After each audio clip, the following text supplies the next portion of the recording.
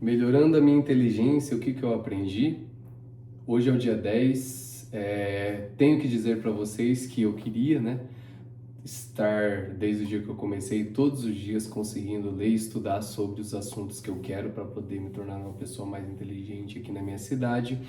E queria dizer para vocês que, né, acordando muito cedo, muitas coisas aí para fazer, muitas coisas durante o dia, fica difícil fazer diversas coisas do jeito que a gente quer. Não é fácil, mas a gente não tem que ficar se vitimizando e fazer o que é preciso. Estou estudando o Evangelho de Lucas, Lucas capítulo 2 agora. E em Lucas capítulo 2 ele fala do nascimento de Jesus. Jesus, né, nasceu e foi falado para pessoas que Jesus nasceria. E pessoas foram visitar Jesus quando ele nasceu numa manjedoura, enrolado em panos. E Jesus nasceu e as pessoas foram lá e sabiam que já tinham propagado, o anjo falou com as pessoas para as pessoas irem lá.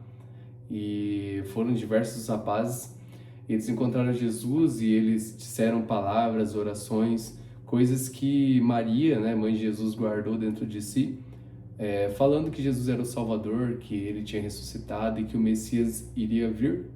Também tinha um rapaz, se eu não me engano o nome dele era Simeão, ou Simão, mas eu acho que é Simeão, que ele também esperava, era um homem cheio do Espírito Santo, e ele esperava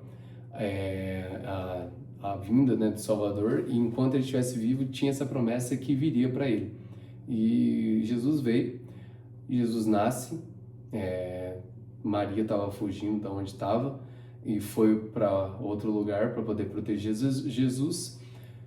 E Jesus nasce, depois Jesus cresce, e nesse capítulo eles perdem Jesus, que Jesus está lá no templo, ele está lá conversando com os mestres da lei, e ele meio que sai da onde ele estava e se perde do pai e da mãe.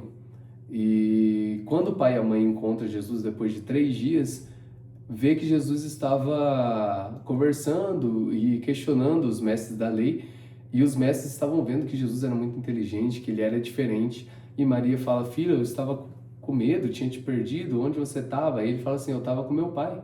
Mas mesmo sem entender, né, meio que Jesus quis dizer, Maria se foi.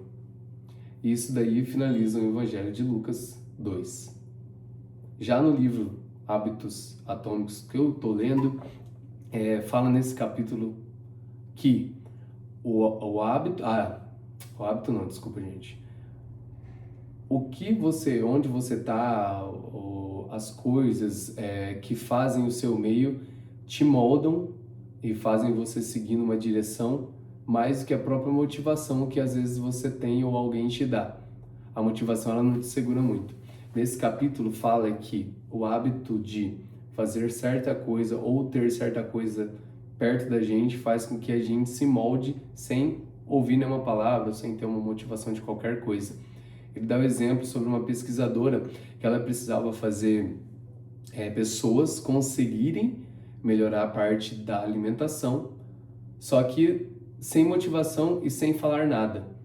O que ela fez? Ela pegou numa cantina onde tinha só refrigerantes ali, né, posicionados, e ela pegou e trocou o refrigerante, colocou para trás, modificou onde estava a geladeira, colocou mais água e o consumo de água aumentou em 20%, do refrigerante caiu em 11%.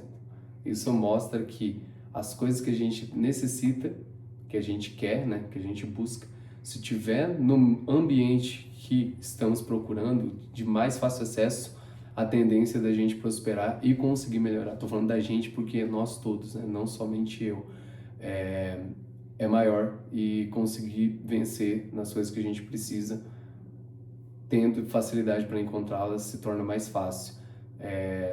Vários órgãos sensoriais a gente tem no nosso corpo. A cobra, como animal, ela tem a língua para poder ter o sensor. Um tigre, ele tem todas as sensações. Até as bactérias, né, segundo o livro, tem a parte que ela entende os organismos que podem, né, acabar com elas. Então a gente tem vários sensores para conseguir, né, captar coisas ao nosso redor. O maior deles é a visão, mais de 10 milhões de partes sensitivas para mandar para nosso parte cognitiva, e a visão, ela tendo esse principal foco, analisando as coisas, ela faz com que nosso meio seja moldado. Às vezes a gente compra uma coisa sem ter vontade, só porque tá vendo, e às vezes a coisa fica assim no alto, onde a gente tem a visão, onde nós conseguimos percebê-la, e acabamos comprando só porque estamos vendo. Quem não comprou alguma coisa assim por impulso, só porque estava ali de fácil acesso? Então, você que precisa fazer dieta, às vezes você que precisa moldar a sua vida, transformar alguma coisa, deixe tudo ali do jeito certo. Você quer fazer dieta? Tira o chocolate de perto, tira o biscoito de perto, tira as coisas que te afastam desse objetivo. Coloque coisas que façam seu objetivo ficar mais fácil. Então enche sua geladeira com bebidas proteicas, água, frango. Deixe tudo mais fácil, que daí você vai errar muito menos. Galera, é isso. Por hoje é só. Queria mandar um abraço para vocês. Curtam o vídeo, comentem e tamo junto.